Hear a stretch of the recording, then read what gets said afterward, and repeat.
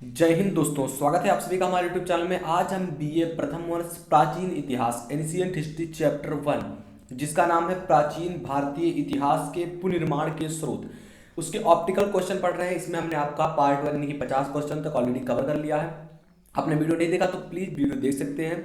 आज हमारा 51 नंबर का प्रश्न इसमें ऑप्टिकल में है कि अर्थशास्त्र की रचना किसने की थी। अर्थशास्त्र की रचना करने वाले कौन है? तो आपका करेक्ट आंसर रहेगा कौटिल्य। कौटिल्य ने अर्थशास्त्र की रचना की थी। डीडीयू में पूछा गया प्रश्न है, सिद्धार्थ यूनिवर्सिटी में पूछा गया प्रश्न था 2019 और 2018 में।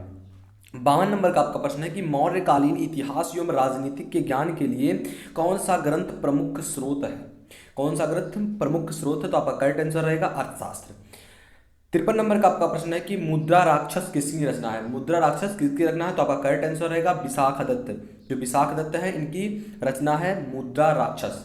चलिए आगे बढ़ते हैं। हमारा अगला प्रश्न है कि माल विकाग निमित्त किसकी रचना है? तो आपका करेक्ट आंसर रहेगा कालिदास। कालिदास माल विकाग निमित्त के रचयिता हैं। आपका 55 नंबर का प्रश्न है कि निम्न में शुंगों को पुरोहित कौन है? के पुरोहित कौन है? शुंगों के पुरोहित कौन है? तो आपका करेक्ट आंसर रहेगा पतंजलि। जो पतंजलि है ये शुंगों के पुरोहित हैं। आपका 56 नंबर का प्रश्न है कि इतिहास का पिता किसे कहा जाता है? इतिहास के फादर कौन है? Who is the father of history? तो आपका करेक्ट आंसर रहेगा हेरोडोटस। हेरोडोटस आपका करेक्ट आंसर रहेगा। इतिहास के पिता कौन है? हेरोडोटस।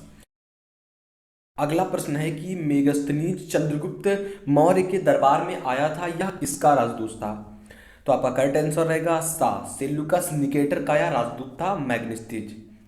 इसमें जो आपका अगला क्वेश्चन है 58 नंबर का है कि इंडिका किसकी रचना है? इंडिका जो है किसकी रचना है? तो यही जो चंद्रगुप्त मौर्य के दरबार में आया था मेगस्थनीज, इसी की रचना है इंडिका।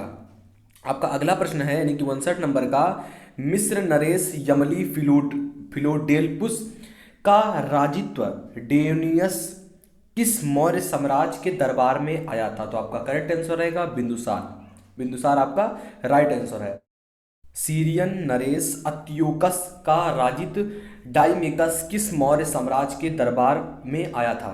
किस मौर्य साम्राज्य के दरबार में आया था? तो आपका करेक्ट आंसर रहेगा बिंदुसार। बिंदुसार के दरबार में आया था। 61 नंबर का आपका प्रश्न है कि गुप्त नरेश चंद्रगुप्त द्वितीय के दरबार में कौन सा चीनी चाबी आया था? कौन सा चीनी चाबी आया था? तो आपका करेक्ट आंसर रहेगा फाहियान। फाहियान था ये आया था। आपका अगला प्रश्न है 62 नंबर का कि सबसे प्राचीन लेख कौन सा है? जो सबसे पुराना, प्राचीन मतलब पुराना, लेख मतलब लिखा गया है वो कौन सा है? तो बोधज कोई। बोधज कोई जो है ये सबसे प्राचीन लेख है। आपका अगला प्रश्न है कि मध्य एशिया में जो बोधज कोई में से प्राप्त अभिलेख का लगभग समय कौन सा था? तो आपका करेक्ट आंसर रहेगा आपका सा। लगभग 1400 ईस्वी पूर्व यह अभिलेख था, बना था। आपका 64 नंबर का प्रश्न है कि समुद्रगुप्त की जो विजय का विशद वर्णन किस लेख में मिलता है? तो आपका करेक्ट आंसर रहेगा प्रयाग प्रशासित में मिलता है ये। 65 नंबर का आपका प्रश्न है कि सर्वप्रथम सिक्कों पर लेख लिखवाने का कार्य किसने किया था? तो आपका करेक्ट आंसर है हिंद यमनों ने। आपका 66वां नंबर का प्रश्न है कि सर्वप्रथम किस उपनिषद के चारों आश्रमों का उल्लेख मिलता है? सर्वप्रथम किस उपनिषद में चारों आश्रमों का उल्लेख मिलता है? तो आपका करेक्ट आंसर रहेगा जबालो उपनिषद जो है इसमें चारों आश्रमों का उल्लेख मिलता है। आपका अगला प्रश्न है कि भारत का राष्ट्रीय आदर्श वाक्य सत्यमेव जयते जो है किस उपनिषद से उद्गृत हुआ है, निकला है? तो आपका करेक्ट आंसर रहेगा आपका सा। मुकोपनिषद से ये निकला है। आपका 68 नंबर का प्रश्न है कि निम्न में से किसमें 24 बैलों द्वारा हल खींचे जाने का उल्लेख है? तो आपका करेक्ट आंसर रहेगा काठक काठक संहिता। आपका करेक्ट आंसर रहेगा काठक संहिता में 24 बैलों के द्वारा हल खींचे जाने का उल्लेख किया गया है। आपका 69 नंबर का प्रश्न है कि प्राचीन इतिहास एंशिएंट हिस्ट्री जो है भारतीय इतिहास के कुल जो साक्ष्य कितने हैं? कितने साक्ष्य हैं? तो आपका करेक्ट आंसर रहेगा 3। कुल 3 साक्ष्य हैं। आपका अगला यानी कि 70 नंबर का प्रश्न है कि प्राचीन भारतीय इतिहास में कुल कितने साक्ष्य हैं? तो आपका ये भी करेक्ट आंसर रहेगा कितने हैं? 3 हैं। 71 नंबर का प्रश्न है कि भारतीय इतिहास के ज्ञान का प्राचीनतम स्रोत कौन सा? आपका बड़ा इंपॉर्टेंट है। प्राचीनतम सबसे पुराना स्रोत सीखे जाने वाला कौन सा है ज्ञान? तो आपका करेक्ट आंसर रहेगा ऋग्वेद। जो ऋग्वेद है ये सबसे प्राचीनतम है। 72 नंबर का प्रश्न है कि गौतम बुद्ध ने सर्वाधिक वर्षावास कहाँ किया था?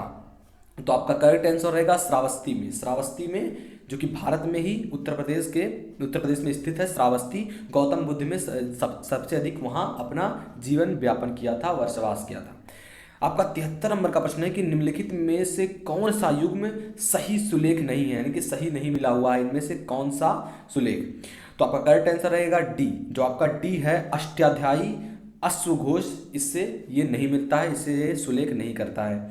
आपका 74 नंबर का प्रश्न है कि बौद्ध संघ के आचरण के नियमों का संग्रह निम्नलिखित में से किस ग्रंथि में मिलता है। तो आपका करेक्ट आंसर रहेगा आपका सी, आदिथम पिटक में ये ग्रंथ मिलता है। आपका 75 नंबर का प्रश्न है कि निम्नलिखित में से किस स्थान की यात्रा बुद्ध ने नहीं की थी।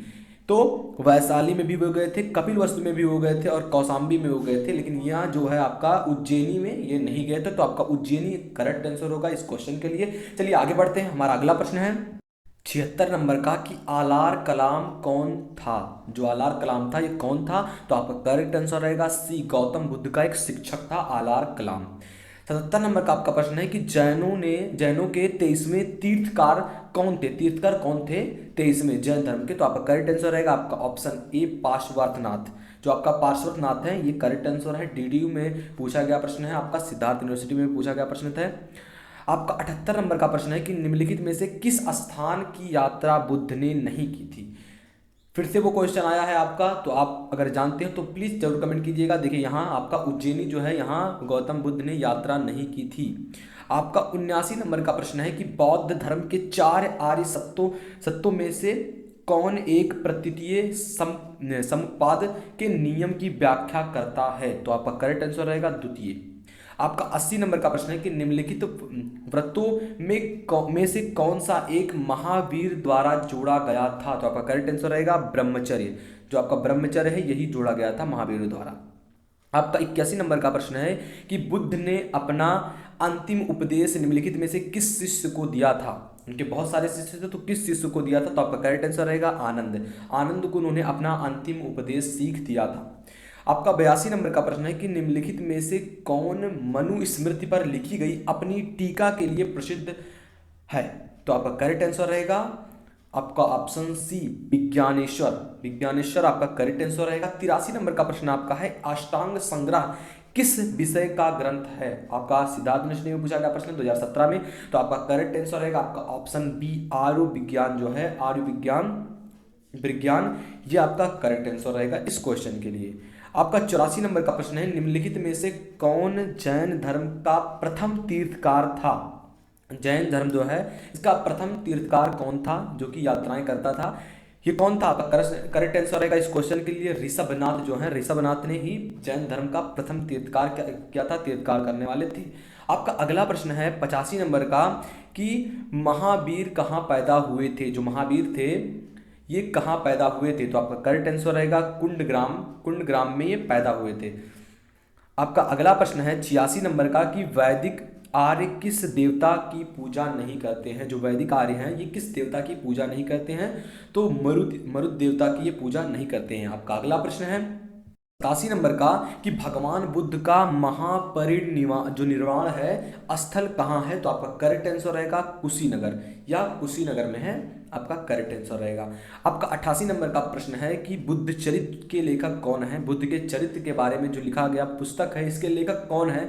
तो आपका करेक्ट आंसर रहेगा आपका ऑप्शन सी, अश्वघोष जो है आपका करेक्ट आंसर है। बुद्ध चरित्र को लिखने वाले यही हैं। 89 नंबर का आपका प्रश्न है कि निम्नलिखित स्मृति ग्रंथों में से सबसे प्राचीन ग्रंथ कौन सा, सबसे पुराना ग्रंथ कौन सा। तो आपका करेक्ट आंसर रहेगा आपका ऑप्शन बी, जो मनुस्मृति है सबसे पुरानी ग्रंथ है। 90 नंबर का आपका प्रश्न है कि निम्नलिखित में से कौन एक 6ठी शताब्दी ईस्वी जो पूर्व के राजनीतिक इतिहास का स्रोत नहीं है। तो आपका करेक्ट आंसर रहेगा आपका ऑप्शन सी, अंगुत्तर निकाय जो है ये आपका करेक्ट आंसर है। राजनीतिक इतिहास का स्रोत ये नहीं है एक 6ठी ईस्वी के पूर्व में।